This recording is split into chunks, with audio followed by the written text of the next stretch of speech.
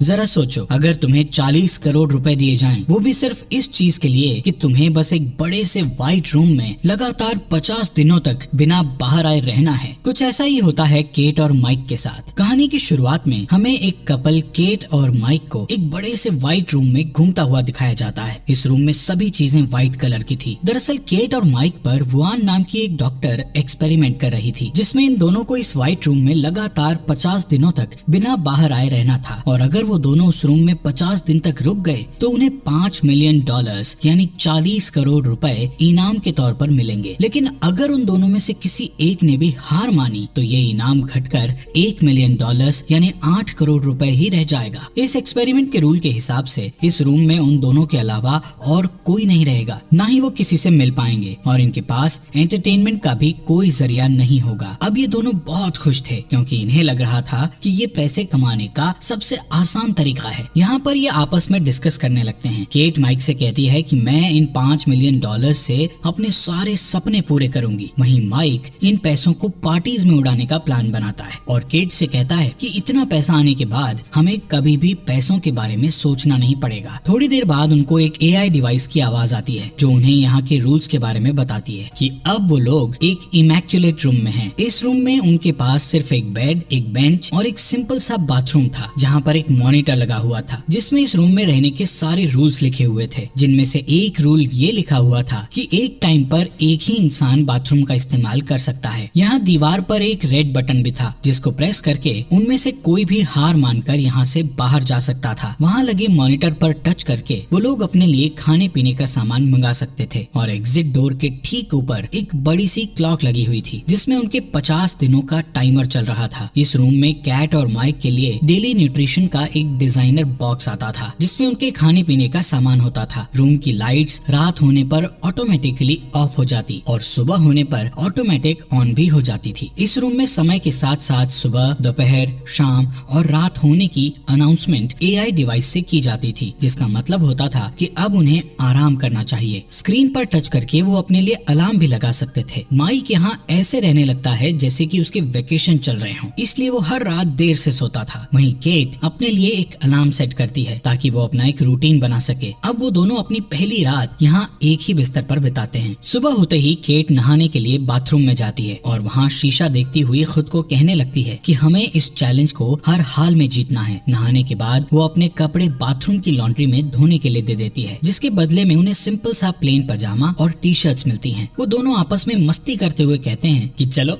इन लोगों ने कम से कम उन्हें रंगीन कपड़े तो दिए। कुछ टाइम बिताने के बाद केट सोचती हुई माइक से बोलती है कि आखिर डॉक्टर वुआन ये एक्सपेरिमेंट क्यों कर रही है। माइक केट से बोलता है कि मुझे इसके बारे में नहीं पता, उन दोनों को बस इतना पता था कि उन्हें 50 दिनों तक यहाँ रहना है, जिसके बदले उन्हें 40 करोड़ रुपए मिलेंगे। इसके बाद माइक और केट खुद को बिजी रखने की कोशिश करते हैं। केट अपना मन शांत करने के लिए मेडिटेशन करने लगती है, वहीं माइक घूर घूर कर उस क्लॉक की ओर देख रहा था जिसमें 50 दिन का टाइमर चल रहा था। बैठे बैठे माइक अजीब अजीब सी बातें सोचने लगता है, जैसे कि यहाँ की दीवारों का रंग सफेद ही क्यों किया गया है। केट उसे बार बार कहती है कि उसे लगातार उस क्लॉक की ओर नहीं देखना चाहिए, बल्कि उसे यहाँ टाइम बिताने के बाद मिलने वाले 40 करोड़ रुपए के बारे में सोचना चाहिए। लेकिन माइक के लिए ये बिल्कुल भी आसान नहीं था, क्योंकि वो कुछ दिन से सही से अपनी नींद भी पूरी नहीं कर पा रहा था। वहीं केट अपना डेली रूटीन जारी रखती है, और वो माइक का ध्यान उस क्लॉक से हटाने के लिए उसे कुछ टाइम रनिंग करने को कहती है। जब केट मेडिटेशन कर रही होती है तो माइक भी उसे देखकर रनिंग करने लगता है। इसके बाद टाइम पास करने के लिए वो दोनों बच्चों वाले गेम्स खेलने लगते हैं और साथ ही डांस करते हैं। यहाँ पर जैसे ही वो दोनों अपने कपड़े लॉन्ड्री में धोने के लिए देते हैं तो वापस उन्हें वही सेम पजामे मिल जाते हैं। ऐसे ही कुछ हफ्ते बीत जाने के बाद कुछ ऐसा होता है कि माइक को उस रूम में एक कीड़ा दिखता है और वो उससे बात करने लगता है। माइक उसे खाना खिलाने की कोशिश करता है, लेकिन जैसे ही वो फर्श पर अपने मिल्क शेक की कुछ बूंदें गिराता है तभी AI डिवाइस की आवाज आती है, जो उसे कहती है कि ये खाने पीने का सामान सिर्फ तुम दोनों के लिए है। माइक यहाँ पर थोड़ा परेशान हो जाता है और उस AI डिवाइस से कहता है कि ये कीड़ा यहाँ भूख की वजह से मर जाएगा, इसलिए मैं बस इसे यहाँ से बाहर निकालने की रिक्वेस्ट कर रहा हूँ। केट माइक को समझाने की कोशिश करती है कि जिस स्पीकर से AI डिवाइस की आवाज आती है वो दोबारा किसी चीज को नहीं दोहराता, लेकिन माइक केट से कहता है कि मुझे इस कीड़े को बाहर निकालना ही पड़ेगा वरना ये यहीं पर मर जाएगा। इतना कहता हुआ वो उस रूम में लगे रेड बटन की ओर जाने लगता है। यहाँ पर इन दोनों के बीच बहस होने लगती है। केट कहती है कि वो बटन दबाने पर पर हम ये चैलेंज हार जाएंगे और उन्हें यहाँ से खाली हाथ बाहर निकाल दिया जाएगा। हालांकि माइक बाहर नहीं जा रहा था, वो बस उस कीड़े को बचाने की कोशिश कर रहा था। इसके बाद माइक उस कीड़े को नीचे रखकर केट को कहता है कि ये कीड़ा एक लिविंग थिंग है और तुम्हें इस पर जरा सी भी दया नहीं आ रही। जिस पर केट उससे कहती है कि तुम्हें ऐसा इसलिए लग रहा है क्योंकि तुम एक वेजिटेरियन इंसान हो। ऐसे ही काफी देर तक इनकी बहस चलती है और गुस्से में केट वहाँ से आगे बढ़ने लगती है कि तभी बातों ही बातों में गलती से उसका पैर उस कीड़े के ऊपर टिक जाता है, जिससे वो कीड़ा वहीं पर मर जाता है। केट माइक से बोलती है कि ऐसा उससे गलती से हुआ है, लेकिन माइक ये मानने को तैयार नहीं होता और गुस्से में आकर वो एक कोने में अपना पूरा दिन बिता देता है। इस रूम के रूल्स के अकॉर्डिंग उन्हें 2 ट्रीट्स लेने की परमिशन थी, इसलिए माइक केट से कहता है कि मैं अपनी एक ट्रीट लेने वाला हूँ। केट उसे याद दिलाती है कि ऐसा करने से उनके प्राइज मनी से $1,00,000 कम हो जाएंगे, इसलिए वो माइक को ऐसा करने से मना करती है। लेकिन फिर भी माइक अपनी ट्रीट लेने चला जाता है और बदले में उसे एक ग्रीन कलर का स्केच मिलता है। माइक कहता है कि इससे तो उसका कुछ होने वाला नहीं है, फिर भी कम से कम अब दीवार पर आर्ट बनाकर टाइम पास तो कर ही सकता हूँ। अब जैसे ही कैट उसे दीवार पर ड्राइंग करते हुए देखती है तो वो उससे खुद का पोर्ट्रेट बनाने को कहती है, जिस पर माइक भी उसका पोर्ट्रेट बनाने लगता है। काफी टाइम बाद केट बोर होकर यहाँ से चली जाती है क्योंकि वो माइक के लिए एक मॉडल नहीं बनना चाहती थी। वहीं माइक तब तक ड्राइंग करता रहता है जब तक वो उस स्केच को खत्म नहीं कर देता। वो पूरे बाथरूम और टॉवल को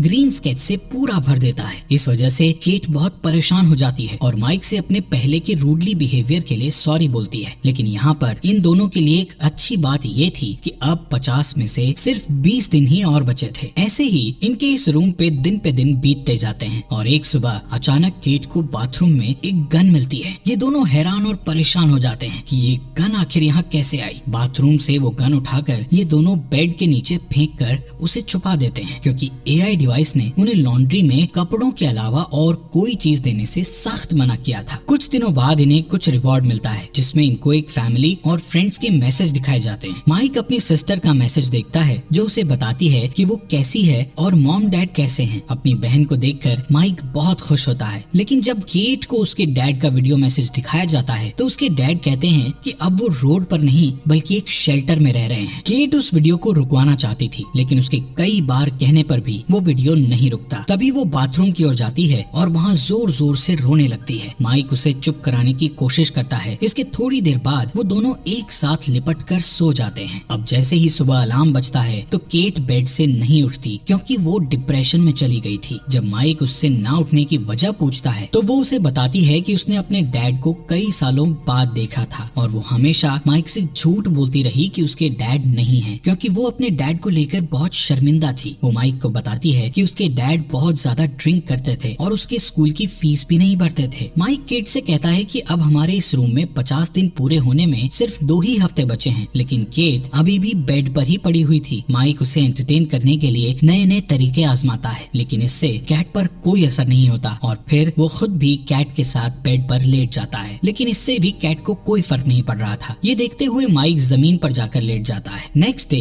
माइक केट को उनकी बची हुई एक और ट्रीट लेने के लिए कहता है, लेकिन केट उसे ये कहकर मना कर देती है कि वो और पैसों को खोना नहीं चाहती, जिससे माइक फ्रस्ट्रेट हो जाता है क्योंकि उसे लगता है कि अब वो केट की मदद नहीं कर पाएगा। कि तभी केट बेड से उठती है और माइक से उसकी दूसरी ट्रीट मांगने के लिए कहती है, भले ही उनका $1 मिलियन का नुकसान हो जाए। तभी माइक दूसरी ट्रीट के लिए मॉनिटर पर टच करता है, जिससे उस रूम का डोर ओपन होता है और एक नेकेड लेडी रूम के अंदर आती है जिसका नाम साइमन होता है। उसको ऐसे नेकेड देखकर माइक हैरान हो जाता है। साइमन भी डॉक्टर वुआन के इस एक्सपेरिमेंट के बारे में कुछ नहीं जानती थी क्योंकि वो सिर्फ एक एक्ट्रेस थी जिसे इस काम के लिए पैसे दिए गए थे और वो पूरे महीने के लिए यहाँ बुक थी। साइमन को इस रूम में केट और माइक के साथ सिर्फ 24 घंटे ही गुजारने थे। केट माइक से कहती है कि वो अपनी टी शर्ट उतारकर साइमन को दे दे ताकि वो थोड़ा बहुत अपने आप को कवर कर सके। साइमन माइक की ड्राइंग को देखकर उसकी तारीफ करने लगती है, जिससे केट को और भी ज्यादा गुस्सा आता है। रात होने पर माइक उन दोनों लड़कियों को बेड पर सोने के लिए कहता है और खुद जमीन पर सो जाता है, जिसके बाद केट को इन दोनों की हरकतों से बहुत ज्यादा चिढ़ हो रही थी, इसलिए वो माइक को भी बेड पर सोने के लिए बुला लेती है और खुद इन दोनों के बीच में सो जाती है। यहाँ पर पूरी रात केट को चैन से नींद नहीं आती और सुबह जब वो उठती है तो वो देखती है कि साइमन बेड पर नहीं है। ये देखकर देखकर वो सोचती है कि शायद साइमन यहाँ से जा चुकी है, लेकिन दरअसल साइमन बाथरूम में थी और वहाँ वो बिना कपड़ों के नेकेड घूम रही थी। केट ये चीजें और झेल सकती थी, इसलिए वो शांत रहती है। इसके बाद वो तीनों रूम में यहाँ वहाँ डांस करना स्टार्ट कर देते हैं, एक दूसरे को किस करने लगते हैं। इससे माइक को इतना ज्यादा नशा चढ़ जाता है कि उसे हेलुसिनेशन होने लगते हैं। उसे अपने हर तरफ खून ही खून दिखता है। माइक अपने आप को पानी में डूबता हुआ देखता है, वहीं पानी में उसे अपना छोटा भाई भी दिखता है जो उसके साथ ही डूब रहा था। इसी बीच केट और साइमन माइक को होश में ले आती हैं, लेकिन वो अभी भी पैनिक कर रहा था और जोर जोर से रोने लगता है। वो बार बार एक ही चीज रिपीट कर रहा था कि मेरे भाई शॉन को डूबने से बचा लो। केट उसे किसी बेड पर ले जाकर सुला देती है, जिसके बाद साइमन केट से पूछती है कि वो और माइक कैसे मिले थे, जिस पर केट बताती है कि वो लोग एक बारिश वाले दिन मिले थे। उसके पास अम्ब्रेला नहीं थी, तभी माइक उसके पास आया और उसने उसे भीगने से बचाया। यहाँ पर ये दोनों आपस में ऐसे काफी टाइम बातचीत करती रहती हैं। थोड़ी देर बाद माइक जग जाता है और साइमन के पास जाकर बैठ जाता है, जहाँ वो दोनों अपनी अपनी लाइफ के बारे में बातें करने लगते हैं। साइमन बताती है कि उसने अपनी मदर को बचपन में ही खो दिया था। यहाँ पर ये दोनों अपने अपने फैमिली मेंबर्स के गम को शेयर करने लगते हैं, जिससे इन दोनों के बीच बॉन्ड और अच्छा हो जाता है। साइमन माइक का हाथ पकड़कर उसे रिलैक्स फील करवाती है कि तभी पीछे से केट आकर उन दोनों को एक दूसरे का हाथ पकड़े हुए देख लेती है। अब केट का गुस्सा 7वें आसमान पर चला जाता है, क्योंकि वो पहले से ही उन दोनों की नजदीकियों को बहुत झेल रही थी। केट साइमन को बोलती है कि तुम शुरू से मेरे बॉयफ्रेंड को मुझसे छीनने की कोशिश कर रही हो। इस बात पर साइमन भी केट पर गुस्सा हो जाती है और बोलती है कि तुम एक इनसिक्योर लड़की हो जिसे अपने बॉयफ्रेंड पर जरा सा भी विश्वास नहीं है। यहाँ पर ये दोनों एक दूसरे पर चिल्लाना शुरू कर देते हैं। तभी माइक गुस्से में आकर इन दोनों पर चिल्लाता है और यहाँ से जाने लगता है। थोड़ी देर बाद केट साइमन से माफी मांगने की कोशिश करती है, लेकिन साइमन उसके गुस्से को ये कहकर और भड़का देती है कि उसने माइक के साथ ऐसा कुछ भी नहीं किया था। नेक्स्ट मॉर्निंग जब माइक उठता है तो वो कुछ ठीक फील नहीं कर रहा था। अब साइमन भी इस रूम से जा चुकी थी, लेकिन जाने से पहले उसने यहाँ माइक के लिए एक मैसेज छोड़ दिया था, जिसमें लिखा था कि पहले कभी किसी ने मुझसे इतना प्यार नहीं किया। केट ये मैसेज माइक को दिखाती है और उस पर भड़कने लगती है कि तुम मुझे चीट कर रहे हो। माइक केट को समझाता है कि जो भी साइमन ने लिखा है वो सब झूठ है। वो कहता है कि इस रूम में ये सब जानबूझकर किया जा रहा है ताकि वो दोनों आपस में लड़ें और हार मान लें। गुस्से में केट माइक को धक्का मार देती है, जिससे उसका सर दीवार से टकरा जाता है और उसके सर से खून बहने लगता है। माइक केट से दूर चला जाता है और उसे कहता है कि उसने कभी भी उसे धोखा नहीं दिया, तब भी नहीं जब वो न्यूयॉर्क चली गई थी। वो हमेशा चाहता था कि केट कभी भी अनकंफर्टेबल फील ना करे, इसलिए उसने अपने कई सारे दोस्तों से मिलना छोड़ दिया। उसने अपने कॉलेज की पढ़ाई भी पूरी नहीं की ताकि वो केट के साथ घर पर रह सके। जब वो डिप्रेस थी तब भी वो उसके साथ था, और इन सब के बदले में उसे क्या मिला? बस उसका शक और नफरत। यहाँ पर केट माइक से माफी मांगती है कि मुझसे गुस्से में ऐसा हो गया। तभी माइक को बहुत अजीब सा फील होने लगता है। वो कहता है कि उसे डॉक्टर की जरूरत है। केट जल्दी से उसके लिए मिल्क शेक लाती है और एक टॉवल से उसके सर की चोट को कवर करती है, जिसके बाद वो माइक को कहती है कि उनके इस रूम के कॉन्ट्रैक्ट में मेडिकल रिसोर्सेज के बारे में नहीं लिखा। माइक ये सुनकर बिल्कुल भी विश्वास नहीं कर पाता कि वो केट से क्या सुन रहा है। वो केट से पूछता है कि क्या सच में तुम्हें मेरी इस चोट की चिंता है? दरअसल माइक की चोट काफी छोटी सी थी और धीरे धीरे उससे खून आना बंद भी हो जाता है, लेकिन माइक ये बात सोचकर बहुत परेशान होता है कि क्या होता अगर केट गुस्से में उस पर और ज्यादा घातक हमला करती। शायद अब तक तो उसकी मौत भी हो चुकी होती। वो केट से कहता है कि पैसों के लिए वो उसे जान से भी मार सकती है। अब माइक केट से कहता है कि भाड़ में गया पैसा, मुझे इस रूम से सबसे ज्यादा नफरत हो गई है। माइक डिसाइड करता है कि वो यहाँ से बाहर चला जाएगा। केट उसे बाहर जाने से मना करती है और कहती है कि अगर वो यहाँ से बाहर जाने की कोशिश करेगा तो वो उसे शूट कर देगी। माइक उसकी इस बात को इग्नोर करता हुआ रेड बटन दबा देता है और व्हाइट रूम से बाहर निकल जाता है, जबकि उसके 50 दिन होने में सिर्फ चंद ही दिन बाकी थे। माइक के यहाँ से जाने के बाद केट सो जाती है और पूरा दिन उदास रहती है, जिसके बाद वो माइक की पेंटिंग देखते हुए उसे याद करती है। केट के अब इस रूम में सिर्फ 2 ही दिन बचे थे जिससे वो इस चैलेंज को जीत जाती, लेकिन केट 2 दिन पहले ही उस रेड बटन को दबाकर यहाँ से बाहर निकल जाती है। कुछ महीने बाद हम माइक को जॉगिंग करते हुए देखते हैं, जो अब सिंगल था। जॉगिंग करते वक्त वो केट की बिल्डिंग के पास से गुजरता है। रास्ते में अचानक वो केट से मिलता है। यहाँ हमें पता चलता है कि उस रूम से बाहर आने के बाद